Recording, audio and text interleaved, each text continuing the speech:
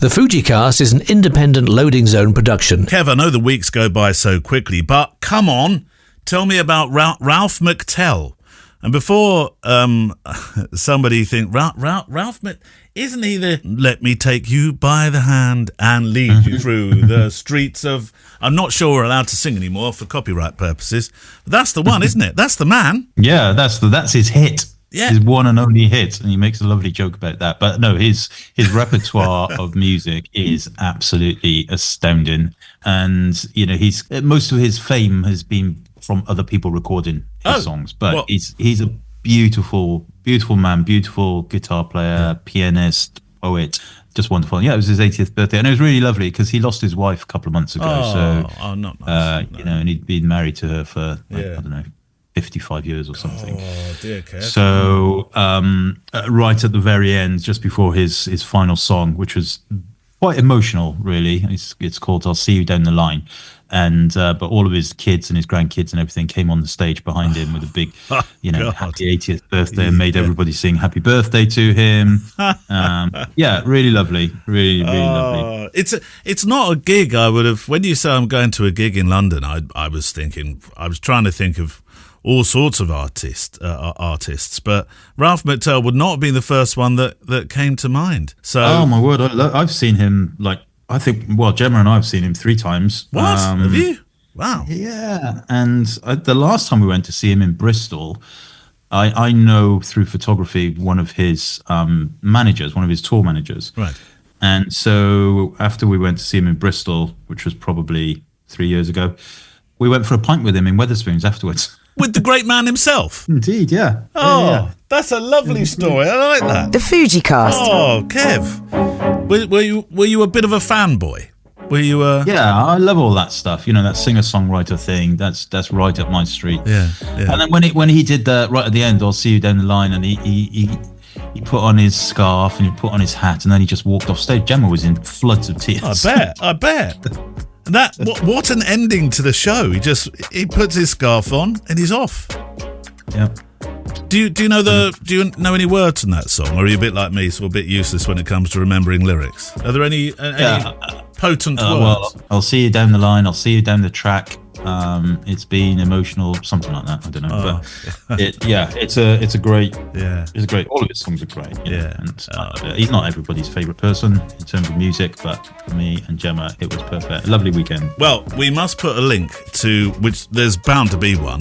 The Streets of London, him singing it. On the show page. There we go. Well, I'm glad you had a lovely time. Back to normality. Here we are, another week. With a show for you. If you've got questions to send in about Fujifilm cameras or any other flavour or genres of photography, then there's 2 ways to do it. Send them into click@fujicast.co.uk, click@fujicast.co.uk, or you can do it through Facebook, and Kev tackles those questions there, ably assisted by Neale Ford, who makes a spreadsheet to make Kev's life easier. And to make sure we don't miss anybody off is probably the more apt thing. So thank you, Neale. Hats off to you. And thank you also, hats off to PicTime for being our amazing sponsor of this podcast. If you, like myself and Kev, like to show your photographs to clients, there's a fantastic way to do it. And the way we do it online is through PicTime, pic-time.com. And there's all our galleries there from our jobs, weddings, portraits, commercial stuff even.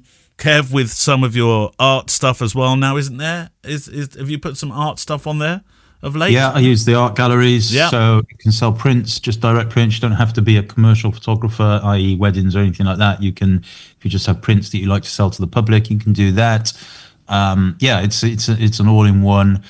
I had the email this morning. I don't know if you had it, for the Valentine's Day automation that you can set up. So they have what's known as automation. So you can just go, I'll have that, and then it will send a little reminder to the people that you choose, whether it's the groom or the bride, doesn't really matter, and it will say, hey, it's Valentine's Day. Does it speak at you like that? Come and buy some stuff. Does it do? No, but I like to think it does. Oh, right, okay. I like to think it does. I like that idea. Yeah. Yeah. Very good. So go to pick-time.com and if on checkout you put the word Fujicast, capital letters or otherwise, it doesn't really matter, then what do you get, Kev? What do you get? What do I get, Kev? You get a month free. Oh, perfect. I did... My favourite word, free. Free. Talking of what do you get? What do you get? I don't do many of them these days, as you know, but there's a couple of venues that I do support in this way. I did a wedding fair, Kev, and I'm not going to furnish you with any.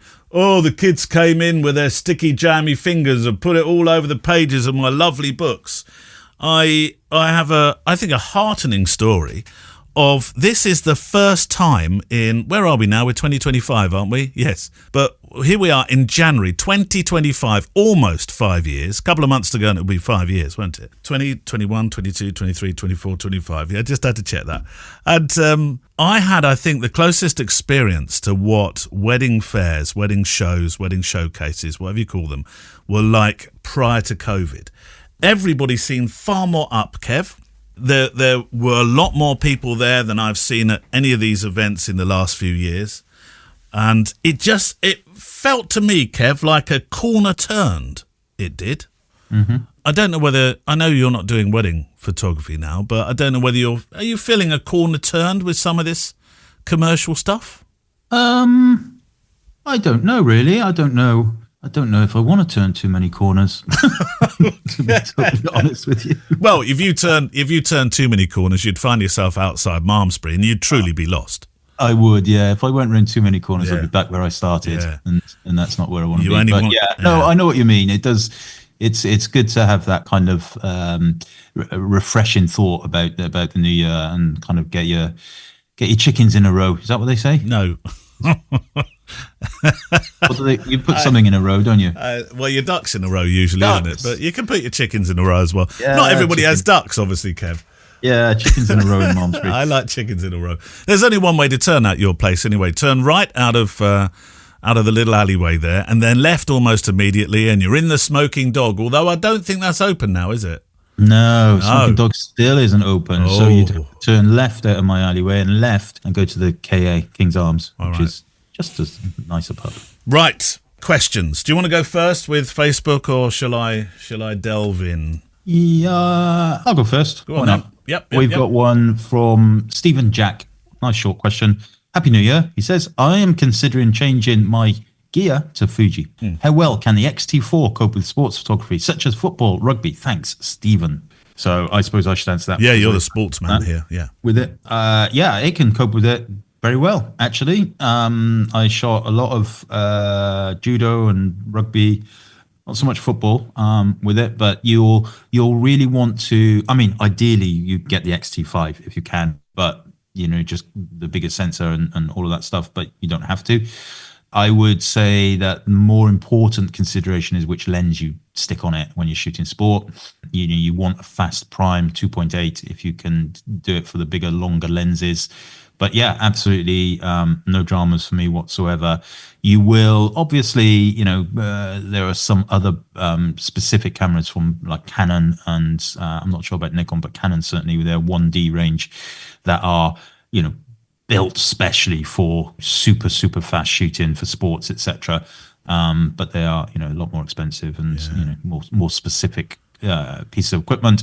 But yeah, X-T4 is a lovely camera. In fact, I went to watch Gloucester v Harlequins on just before Christmas. Took Albie up to Gloucester to watch Gloucester v Harlequins, and we were near the front, and above the sounds of the shed singing Gloucester, Gloucester was a whole load of photographers. There was 4 photographers.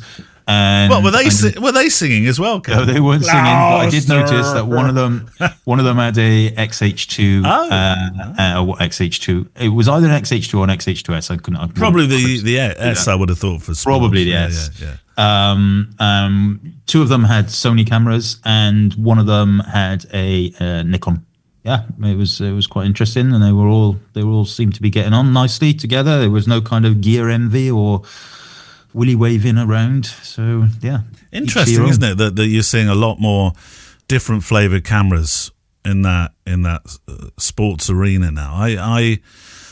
I was I couldn't really work it out, but when I went to see Arsenal play Newcastle, let's not mention the score, Kev, a couple of weeks ago, I looked down to all the photography and I thought, I'm not sure they're all Canons or Nikons like they once upon a time used to be. I couldn't see from where I was, slightly god's-like in my chair, but I was thinking, oh, I think things are changing in that respect, aren't they? Yeah, of course, and they will do. And technology moves, and I just think smaller cameras, regardless of the brand on the front, are just better. Personally, as long as they can keep up with what you need it to do. I watched. I this isn't sport. I know it's conflict, but I watched Civil War the other day on, I think it was on Amazon, which was the movie about some breakaway states. So you get the stars and stripes with only 2 stars on it, and then the stripes. And it was a story about getting from one part of America to Washington. I don't want to give too much away, but essentially it was all madness, Kev. It was madness, and the camera involved in that.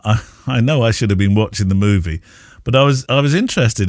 She was using the photojournalist. I know it's a fictitious story, but she was using Sony, and I hear Sony being used a lot more by those that I interview and talk to in conflict zones, etc., etc. And I know an Australian photographer who uses X100s a lot, and I believe he still uses his T when he's traveling in Africa. Well, the thing is, with all of these things, whether it's sports, conflict, whatever, if the camera that you have, it does what you need it to do, then there's no need to change.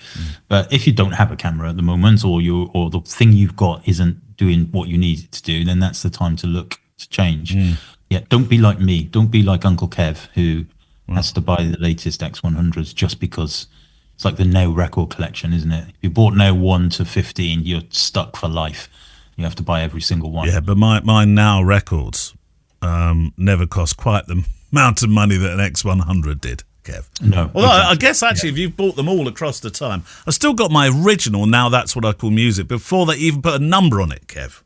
Yeah, the first one I've got it. It's called Now That's What I Call Music. That's it. That was it. Do you think it's worth? Do you think it's worth any pennies? I don't know. It might be, but I know that the whole collection, from what I understand, with that collection of records now, that you can't buy. Or maybe you can again now, but there was a whole period where they stopped making them on vinyl, and you had to request. Is it EMI? I don't know who it was, but you had to request from them and prove to them that you had all the previous ones on vinyl, and they would give you a vinyl version. What? I'd never heard collections of that. Together. Yeah, that's amazing. Yeah. But now that vinyl's back on trend, perhaps they produce the vinyl ones again now. Do you listen to vinyl, Kev? You got vinyl in the studio? Got a record player, right good. Behind me. Good. Well, stack of vinyl. Here's one from Nigel Hayward. Hi Neil, hi Kev. I'm in the UK. I have a tech question. Quick, get the bat out. Bat this one towards Mullins. I've set up my X Pro 3 with an auto ISO range of 200 to 6400 and a minimum shutter speed of 1/60th. I use this setup for street work, but I've noticed over time that a significant number of photos taken in various lighting conditions tend to use an ISO setting at the upper end of the auto ISO range. I'm wondering if it's something I'm doing wrong or whether it's a quirk that the camera will automatically choose the highest possible ISO setting. Interesting, Kev, because I've not noticed this. Is it an X Pro 3 quirk? Can't be. No, it shouldn't do. The only thing I can think of really is if you're in any of the more automatic modes like auto shutter speed as well as maybe auto aperture priority as well, or fully automatic basically is what I'm trying to say. And maybe you're using spot metering, it's going to be trying to, it might elevate the ISO for that reason. Could be that. It's not something, it's interesting because I have heard this before. I've heard other people say this before, or have this kind of problem, whether there is a combination of those things that's happening, but it's not something I've ever experienced or noticed. Of course, you can pop the shutter speed up or down, whichever way, to to kind of mitigate it, but that kind of defeats the object a little bit. The thing to keep in mind with the auto ISO is that the minimum shutter speed is just a recommended minimum, so it might go lower than that if need be. But if you're in the right lights, I can't imagine it needs to go lower than that. So my guess is that perhaps it's a meter in question, and with the other parts of the exposure triangle in auto mode might be affecting it. Just have a quick look at that. Facebook. Have we got a book of the week, by the way? No. Right, okay. I thought that was the case. Otherwise, you'd have said, stop. We've got a book of the week. No. I've got a very nice coat of the week, if you want me to talk about it. Yeah, a coat of the week? I got sent a really lovely coat from Viltrox, all the way from China. And sorry, a coat? Yeah, a really nice winter coat. From Viltrox? Yeah, obviously I've reviewed some of their lenses and stuff. Over previous year. Is this a new line of coats? Yeah, like Viltrox are going into the coat manufacturing business. I don't think so. I think it's just a nice gift, and it came in a lovely box. And in that box was a drinks receptacle, whatever you want to call it. I hope a drinks receptacle. Well done. Receptacle, a couple of filters, and various other. It's a really, really, really nice gift. Very nice. I've got a present for you actually that I've got at the moment. Just on. Well, no, it's not under the desk. It's in the equipment shed. Is it my 35mm lens? No. Now I can't remember whether it's called John or Annie, but it has a name. And it's something for your studio, and I think you're going to like it a lot. Yeah, lovely. Well, I look forward to that. I hope it's Annie. I hope it's Annie.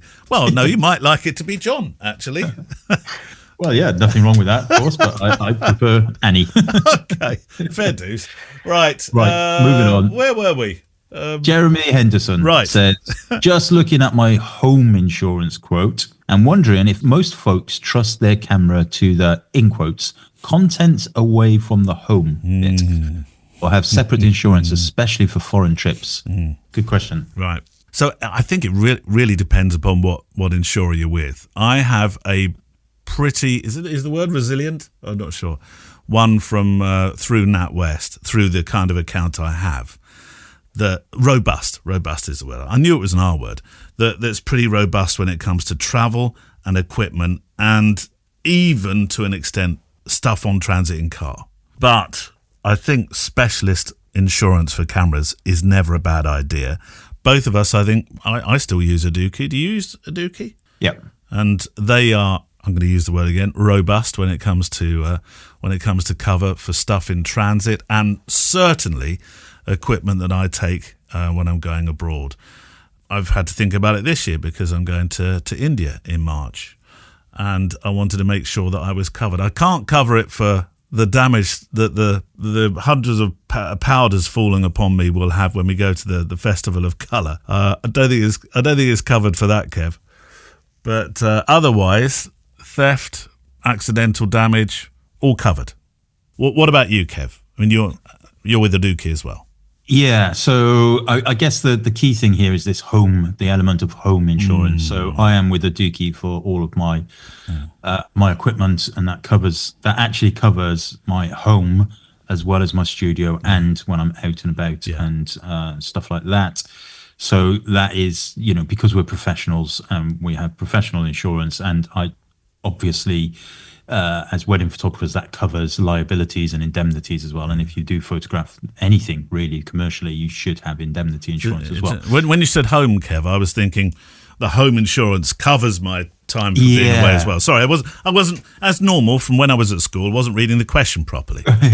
No, it was. So it's his home insurance. Yes. Yeah. So I'm guessing that he's not a professional, doesn't have professional camera equipment insurance, which absolutely makes 100% sense. Of course. And, so I actually don't know that I started thinking about this when I saw this question pop up. I'm not sure what my home insurance contents, if I'm fairly sure, you know what insurance companies are like. So I'm fairly sure that if I was not a professional photographer and I had a camera at home and I dropped it or I lost it or, it got stolen or whatever when I was away, then my home insurance would cover that. However, if they knew that I was a professional photographer, which I'm sure they would find out very quickly, they would immediately say, no, it's not covered because that's covered for your work. Yeah. So I'm basically, my summary of this is, if you are not using your cameras for commercial activity, then I think your home insurance would cover it. I think it's value, Kev, actually, because I was just looking at basic coverage here. Cameras are typically covered under the contents part of your policy for damage or theft within your home. However, there are limits on the amount paid out for single items. That's what you need to check, isn't it? Yeah, and also it doesn't say anything there about contents away from home, which was the other part of the question. Cover outside the home. Most standard policies won't cover your camera if it's damaged, lost or stolen when you're out and about, unless you have personal possessions cover as an add-on. There you go. There you go. So, yeah, totally useless then. Well, just make sure it's stolen in your house. No, don't. That's a horrible thing to say. No. Oh, yeah, don't say that. No. Excess is worth checking on as well, because we're talking about, well, we might be talking about high value claims here, depending upon what kit you have. But yeah, think about the excess. Check your policy, as we're supposed to say. But yeah, I mean, there's a whole lot of listeners that we've got who are not professional photographers. So I think it's worth at this point saying, don't be afraid to look at people like a Dookie. I don't know of any other companies that do it, but I'm sure there are specialist photography insurers who I'm sure will have policies that are not for liabilities and indemnities and professional shooting, but will just cover your equipment. So I'm sure that those policies exist. So it's worth thinking about that if you're in, if you do have a handful of cameras and you go outside a lot and you're a little bit concerned about it, then probably worth thinking about that. I just quickly looked up a few. PhotoGuard is one. That's it. That must be more than PhotoGuard and a Dookie. This is the UK, of course, and we have listeners from all over the globe. And on that note as well, and since we've last met, Kev, to record the podcast, of course, there's been those terrible fires in LA, and watching people's houses, their lives just be razed to the ground. And did you see a Barry Pirello's? Yeah, I did. Post? Yeah. So really feel for. I'll mention him on the photo walk as well. I mean, obviously, there's photographers that have lost their livelihoods, but also one of the things that came out of that, and I've mentioned this as well, is the amount of people that said that what they've really lost is things like their photographs. It's oh yeah, no, there'll be awful things. Yeah. Right. Wade Brown is next. Good day, fellas. Hoping to get some Lightroom-related help. Kev, I use your newspaper Mullins recipes. One of my faves, actually, Kev. How are the, haven't you had some new stuff out recently? Plug time. Haven't you had some new stuff out? Not really. The last so the newspaper recipe, by the way, is not a preset. You don't have to buy that. That's just a JPEG recipe. Oh, that's a recipe. Sorry, recipe. Yeah. On my website, yeah. But presets, I think the last one I released was the silver palette, which I think was September time, October maybe. Oh, I thought it was more recent than that. But you've got a newspaper one in your presets as well, haven't you? Yeah, I do have that. That's I the do one have I a like. newspaper one in the presets. Yeah, But there's also a newspaper JPEG recipe. Well, this is what he's talking about. For ease and quickness, I use the Fuji app to import the JPEGs onto my phone and then into the Lightroom mobile. I do then like to use one of your Lightroom presets on the JPEGs, not RAWs, to add some extra character. When exporting out of Lightroom, I'm getting I can never say this word properly, Kev. MOIRE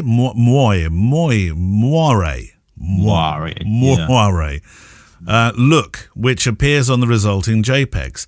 Is this because it's creating a new JPEG from a JPEG already? When I do the same Lightroom settings on the RAW file, it looks good. I know the presets aren't really made for applying to JPEGs, but rather than having to get the RAWs into Lightroom direct from the camera, I found it easier and quicker to use the JPEGs. I hope you stayed up with me there. I've tried playing with the noise reduction settings, but would be happy to hear any suggestions on how to fix this, or is my only hope, Obi-Wan, to take the extra time and use the RAWs. Now, he has sent a couple of pictures. He's Wade Brown from sunny Perth. Any thoughts, Kev?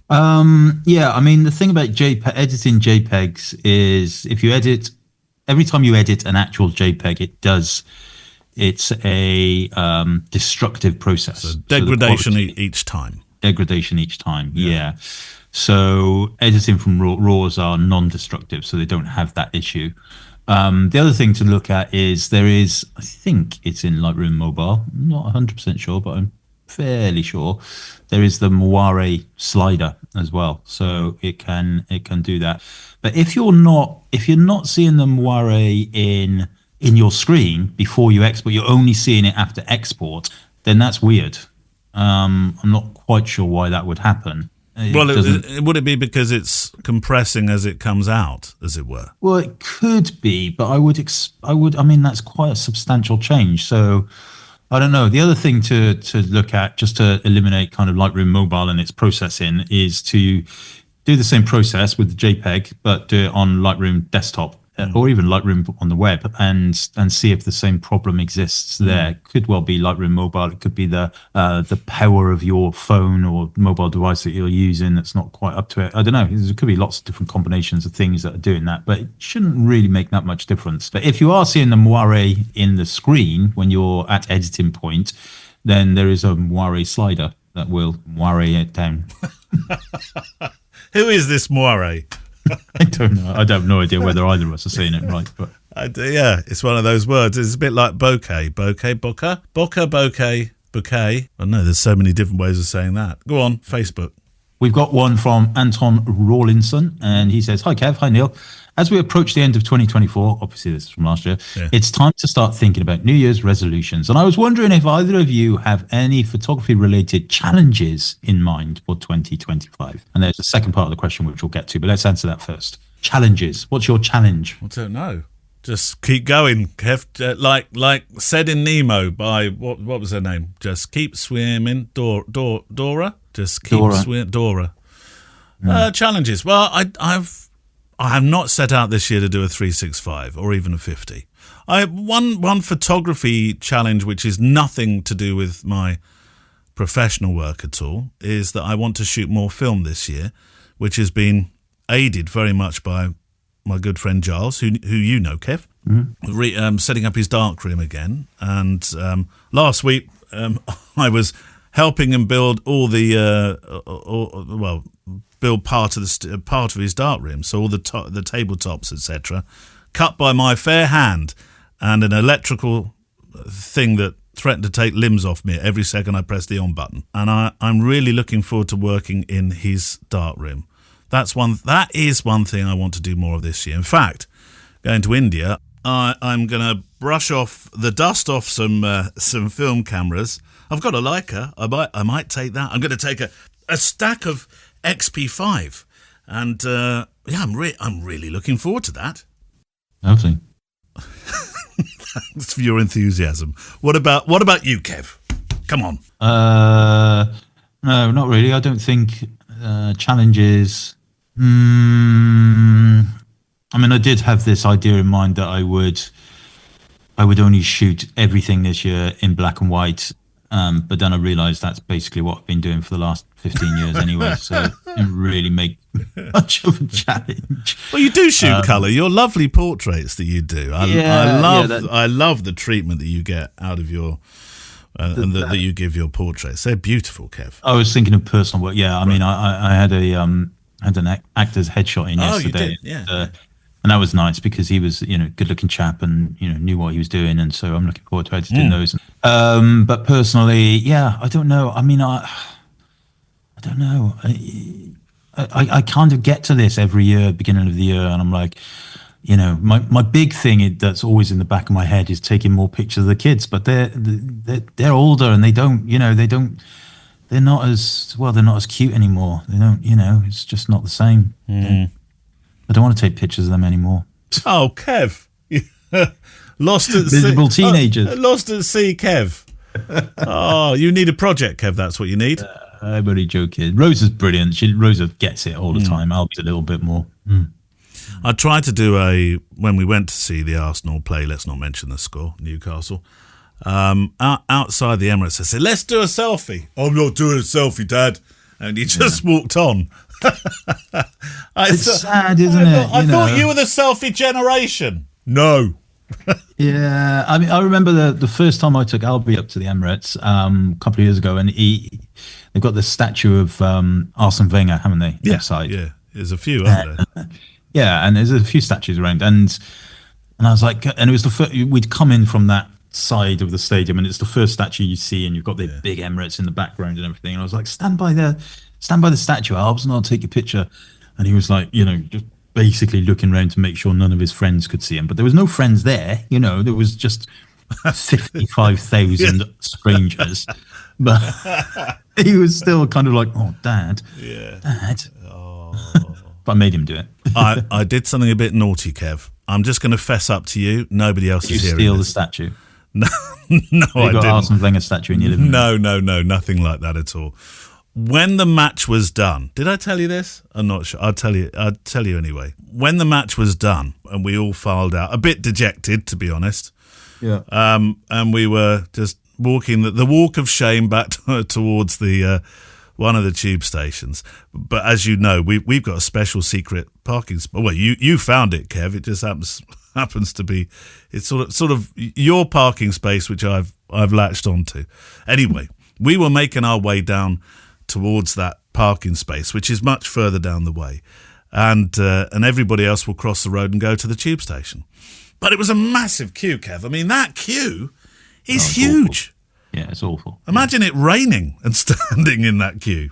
There were a couple of Newcastle fans that I think had a few more, how should we say, sherbets.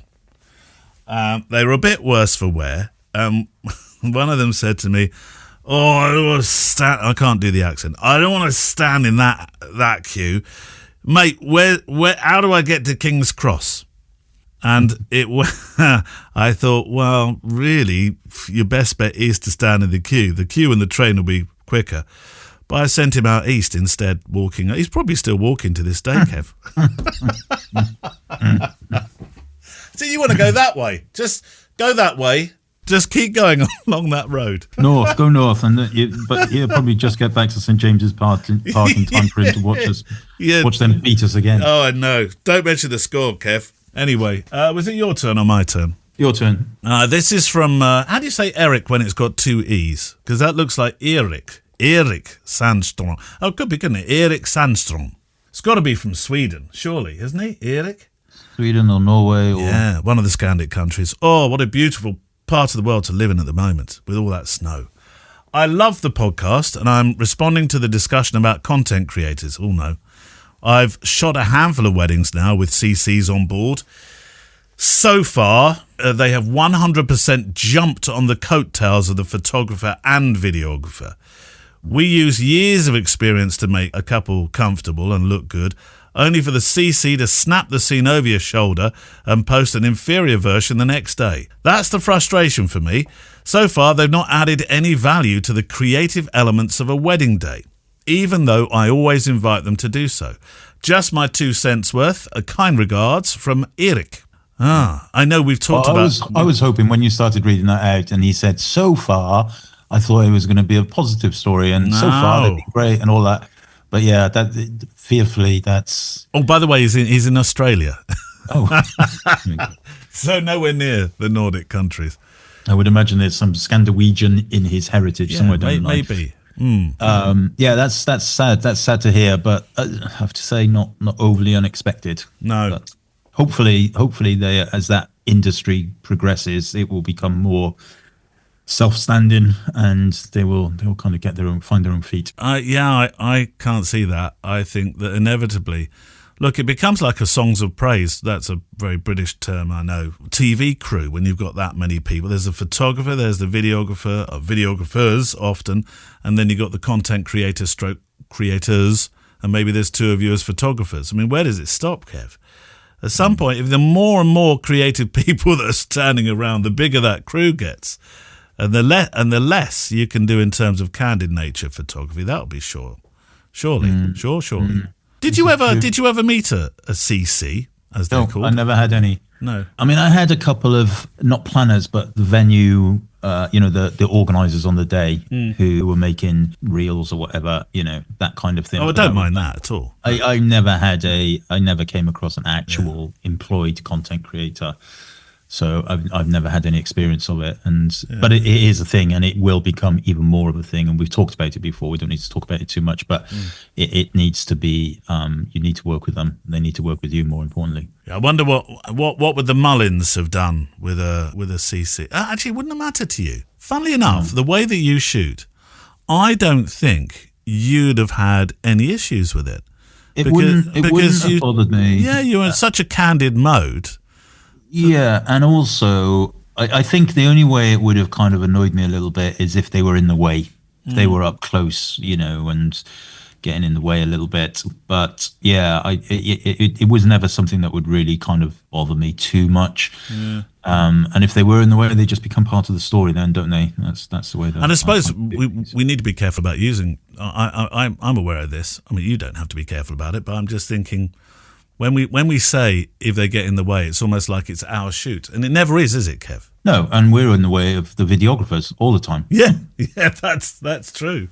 Right, I think we've got time for... Oh, look, we have got a question from Gary Williams, actually. Go on then. But it's your turn, Kev. But we've mentioned... That's all right. Let's give Gary a bit of grace. Go on. We should, because of his wonderful parking space as well. I'm not sure he wants the world to know. No, but he's not... Well, we'll start to sell it for you, Gary. It'll be a sideline of passive income, Kev. You wanted passive income. Although I suspect Gary will take it. Hi, chaps, says Gary. I've had a few questions in mind, but when you said free boots, I jumped to... Oh, no, this was a free boots one. I'm too late to the party with this one, Kev. He can't get the boots. He can't get the boots, but he can still have his question answered. Yeah. With AI software like Imagine and Aftershoot taking care of a lot of editing work, do you think people will stop buying presets? We've answered this. Did we answer this one before? Yeah. Did he send this in twice? Is that why I've got it? We've definitely. I must have deleted the first one and kept the second. Did we answer his one about using the 16mm on the dance floor? But occasionally he liked something wider. Yes. You answered that bit. Yeah, and he did call us the Bert and Ernie of photography. So there we go. Gary, did you send that in twice? Because if you did, my hat is off to you because it almost worked. Right, I'll do a quick one just to wrap up then. Yeah.